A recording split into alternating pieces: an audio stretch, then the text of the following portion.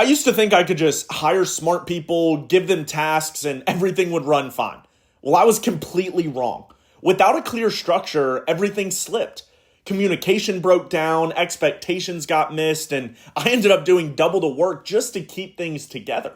But after I saw the internals of multi-million dollar businesses, I built an organizational chart that mapped out every role and responsibility, and things finally started to click. Since then, I've used the same exact systems in companies ranging from $100,000 a year to $1 million a week.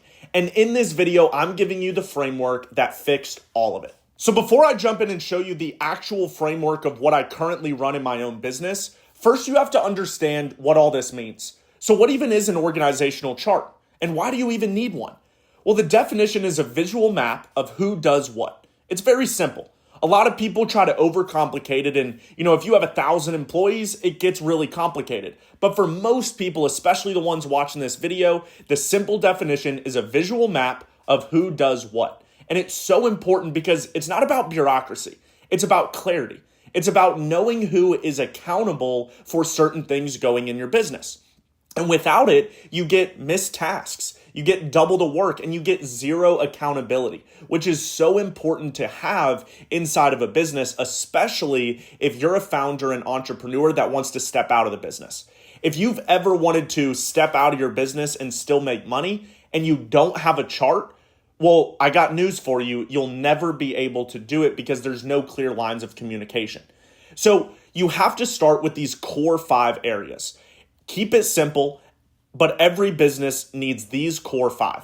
One is vision. And vision always needs to come from the founder and the CEO, aka probably the person watching this video.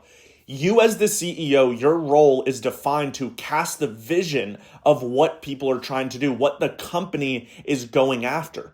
Because without vision, you lack motivation. Without a clear destination, you're going to get people that leave your company because they don't know if they can grow with you. So you have to cast a clear vision. Number 2 is you have to have marketing, right? Marketing gets you leads, and leads are the lifeblood of your business. The next one is sales. You need to convert those leads. Marketing and sales work very hand in hand, but sales converts them and marketing gets the leads.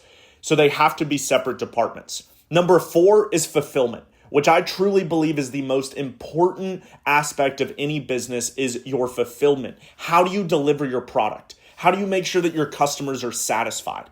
And number 5 is operations. This is the systems, the admin, the support. This is what drives all of the other departments because operations are inside of every department. Sales has operations, marketing has operations. So operations kind of sits above all of this, which you'll see here in a second when I show you the framework. So these are roles. They're not people. One person can wear multiple hats. And especially if you're in a startup or you've ever been an entrepreneur, you know that in the beginning you wear all of these hats. But it's still very important to define these roles because now you can sector out what's important and what's going to drive. So number 3 is use this chart before you hire somebody. Because if you understand what the organizational chart means, you know who you need to hire and when. So don't just hire randomly. Don't think, oh man, I'm tired of doing this task. I can hire someone to do it. Make sure that they have a seat at the table first. So map out the entire table and find the seat. And what's the role? What's the outcome? What's going to happen when you hire them? Then fill it in with the right person. So if you know who you need to hire, what role they need to do, what task they need to complete, you can filter your hiring based on who you actually need. So you hire to fill a seat, not to solve a feeling of overwhelm. Let me say that again. You hire to fill a seat. You don't hire to solve some feeling of being overwhelmed. So number 4 is you need to assign clear owners. This is very, very important. Because this is where accountability happens. Every seat should have an owner. Every department should have a manager. And there's no overlap, no shared responsibilities. Because as soon as you put 2 people in charge of one task, somebody's going to start playing the blame game. It happens every single time. I've seen it over and over and over again. So if it fails, there's no confusion on who's accountable. And there's no confusion of who you need to talk to if something is not getting done. So that's very, very important. So if everyone's in charge, no one's in charge. If everyone has a hand in the pot, nothing ever gets cooked, right? So number 5 is update as you grow. This isn't something that is just stationary. This needs to change. This needs to evolve. This needs to grow with your business. So me personally, I evaluate the chart every 3 to 6 months. And some people may think, man, that's way too much, but I do it almost every 90 days because every 90 days, something has changed with the business. Not necessarily the product or the core offer, but we hire new people. We bring on new people. We have more departments. We need more work in certain areas. So you always have to reevaluate. So add seats as needed. Move people out of the seats when the business outgrows them. This is so important. Move people out of seats when the business outgrows them. In the beginning, the roles that you need to hire are very different from once you have a sustainable business. And this is the role of the CEO. You have to be willing to let people go, especially if the business has outgrown their need. Now, in an ideal world, everyone's going to grow with the business. You'll find new seats. You'll put them in there. But that's not always what happens. So you have to be willing to make the hard decisions. So now I'm going to jump in, show you a quick framework. We're not going to keep this video too much longer, but you need to see exactly what's going on and how I've structured it for my own business, and everything is going to start to click. So I'll share my screen and jump into it. So this is the exact organizational chart that I use for my current business. And it's the exact framework that I've used for every business that I've operated or been contracted with.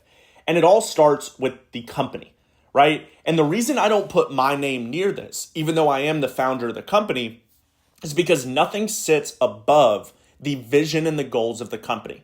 Yes, you as the founder need to cast that vision, but everything is operating under the precedence that the company grows. So anything and everything that can directly affect multiple departments, overall company downfall or growth, and questions and concerns that need to be discussed at a high level. This is the company. This is the vision. And the people that run the company are the C-suite. Now, right now in my current business, I don't hire out a big C-suite. I've never really found the need for it, especially because I've operated so many businesses that I can kind of fill the C-suite role for a lot of departments. So I usually have 2, right? I'm the CEO, but I'm also the chief marketing officer. I run a lot of partnerships. And then I have Andre. He's our chief operating officer. And he plays a massive role in how this all comes together. But being the head means that you are responsible for and in charge of the department. Purchases, hiring, KPIs, understanding vision and role of the department. The vision comes from the company, which is casted down to the C-suite. The C-suite needs to have a full understanding and passion about where you're going, and then it breaks down into the actual departments. So first we have marketing, right? This is awareness and brand trust. That's the KPIs that we track. And in each department, you need to have a head. And managers are always an interesting concept. I don't like hiring people that are just managers. I like hiring people that are doers and entrepreneurs, but they fit a specific role. Because an entrepreneur needs to know everything, but a very specific, highly skilled person in marketing is the head of the department, but they act like an entrepreneur. They're not just a manager. And they run people in the team. So right now we have a graphic designer and social media manager, right? So they're in charge. But remember, like I said in the beginning of the video, if there's anything in marketing that I need a project on or that we're working on, Liam is in charge. The manager's in charge.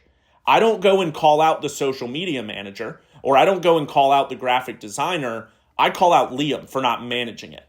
And that is where the accountability comes in. And you can see the same thing. It's same with Charles. So sales is a huge department. That's revenue driving metrics. So the way we judge our sales department is how many sales we get. It's pretty obvious, right? And then we have our manager that takes care of the sales reps. So if we're not getting enough sales, I don't go and call out every single sales rep. I call out the manager, and the manager's in charge of calling out the reps. Now, in partnerships, especially for the company we're running right now, I just take care of all of it. I build the relationships, I build the partnerships. So we don't have a big team with that. And it kind of falls under product development. So, if a partnership needs specific things built, we kind of divvy it out. Some businesses may require a lot more people in partnerships, but it works the same way. Finance, I don't like having a lot of finance people. I I like Dakota. She's an absolute beast at what she does. But finance has say over every bit of money that is being spent in the company. Pretty obvious, right? Now we have customer success. The metric we judge is customer satisfaction. How many reviews do we get? How many video testimonies? What's the overall trust of our brand? And, she's the manager, so she has architecture people, customer support reps, platform, team training. Now we have product development. So we run a software company, so we got to code things and everything. But we have the managers. So you can see that there's roles of each department. So what's sitting up here is the department. But remember, this isn't necessarily people, right? I put the names in there because I put the names of the managers. So the managers is what's in yellow. Those are the people that are held accountable for their departments. So I don't go call out the people that we just hired for not getting a task done. I call out the managers for the reason why they didn't do it. So you can see how everything I said in the beginning of this video is starting to click, right? You have your vision, which is cast down to the people that tell each department what the vision is.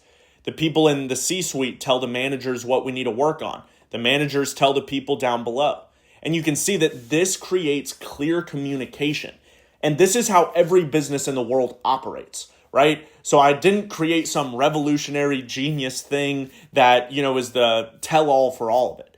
Every business in the world runs like this. But you have to understand it for yourself and for your own business in order to start growing and start really having clear communication. And most importantly, the ability to take yourself out. You have to have the ability, and this is how you do it.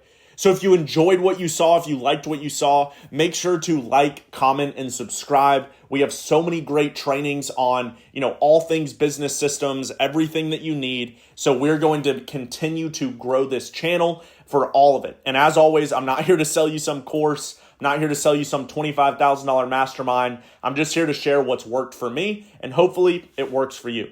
We'll see you in the next video. Cheers.